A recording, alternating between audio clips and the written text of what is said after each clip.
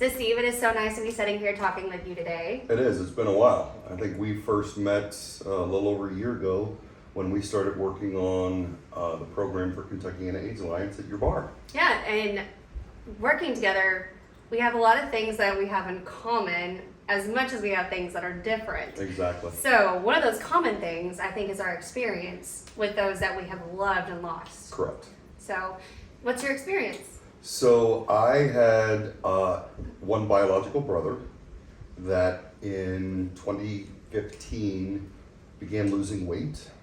And as the year progressed and we went into 2016, he just kept continuing to lose weight, have more health issues. We actually sat down and had this conversation. And he was adamant that, no, I'm not HIV positive. And he was diagnosed with stage 4 cancer. And so the day that I took him to the oncologist with his husband of 31 years, they were kind of arguing with each other over what the doctor had said. And I said, you know what, I'll go, I'll sit in the back of the room with my little notepad, just take notes and listen. So you all concentrate on what the doctor's telling you. And so the doctor said, you have stage 4 progressive effusion, which he said the pathologist was really surprised they identified because they hadn't seen it in over 20 years. What is effusion, if you don't mind me asking? So it was the gay cancer. God, yeah. And this was as recent as 2016. This was in 2016, yes. And so basically he was head to toe eaten up. His viral load was at 5.999. The maximum is 6.0. Mm-hmm. His T cell count was 13. So, basically that day it was like, you have full-blown AIDS. And my brother was adamant that, I don't want mom to know. Even as an adult, a married adult, right. Mom is still the first person that he doesn't want to disappoint. And so I got in the car and basically busted into tears. Yeah. Because I knew I had to defy his wishes because he was going to come out in the hospital. And so I went and sat down with my parents and explained the situation. And then we all got together at my brother's house that afternoon and kind of talked through the plan. And I got set up as his power of attorney. And so all these things are happening so fast. Absolutely. So fast. So fast. And so from the day he was admitted to the hospital until the day he passed away was 3 weeks. Oh my God. And he actually died on my birthday, which, was tough in the beginning. But now, as part of my journey, I celebrate that. Mm-hmm. And so he was a bourbon fan.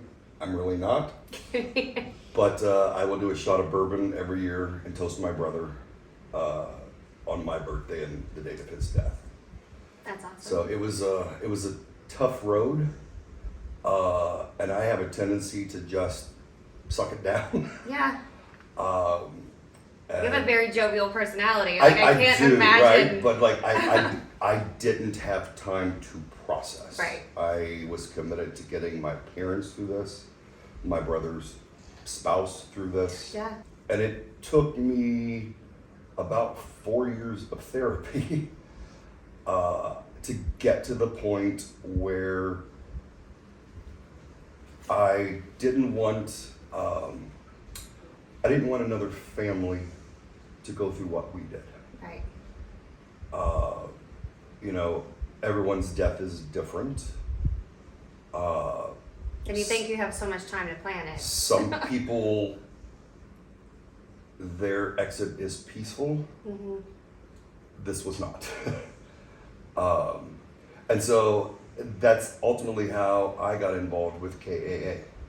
Like I said, it took me about 4 years of therapy to realize that what my brother died from was actually the stigma, the shame of what other people were going to think.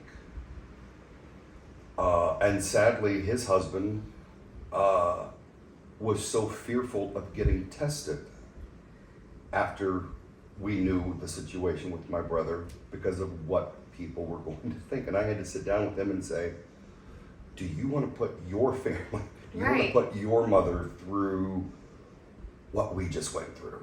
He probably thought it was easier to die of grief Yeah. than it was to explain this Yeah. to anyone. And so, I first got involved in the community. I got certified to be an HIV tester. Really enjoyed that experience. And then the state changed the test. I stepped away from that, and that's when I came to Kentucky Anti-AIDS Alliance. So how long have you been with KAA? So I think it was into 2018. Okay. So 4 strong years, Yep, and it's helped you process. It is. I'm really focused and dedicated on establishing a community presence Mm-hmm.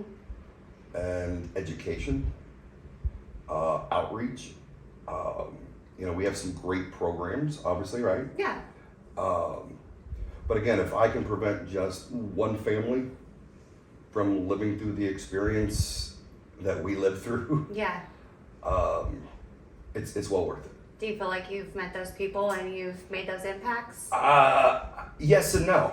There's, yes, I have, but it's a long road. Yeah, of course. We have a lot to Of accomplish. course. So It's a huge battle that even though this wonderful organization is working together, you are one man still trying to go through what he went through Right. while also taking on this battle for other people. right.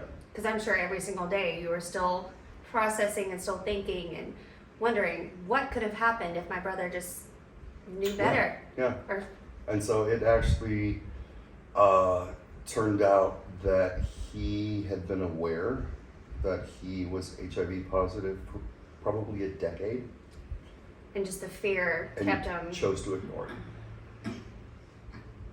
So that was the toughest hurdle for me to overcome. Right. So It's harder to live through the fear than just get the diagnosis. But Right. in their brain, it's not. right.